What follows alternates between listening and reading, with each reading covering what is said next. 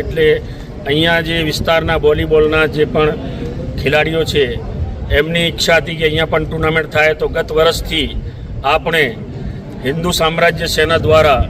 નેતાજી સુભાષચંદ્ર બોઝ રાત્રિ વોલીબોલ ટુર્નામેન્ટનું આયોજન કરવામાં આવ્યું હતું. ગત વર્ષે સફળતાપૂર્વક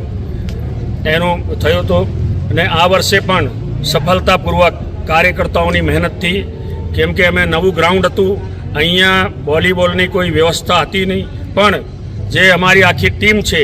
એ ટીમે દિવસ રાત મહેનત કરીને એને અંદર કડી ધૂપની અંદર પણ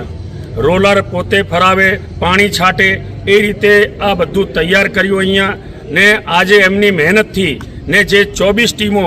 અહીંયા એમાં પાર્ટિસિપેટ કરી હતી, એ લોકોને જે આજુબાજુના જે વિસ્તારના અને ખેલ પ્રેમીઓ છે એ બધાના સહયોગથી આ બીજા વર્ષે પણ અમે સફળતાપૂર્વક આ ટુર્નામેન્ટનું આયોજન કરી શક્યા છીએ. એટલે હું એ બધાનું હાર્દિક અભિનંદન આપું.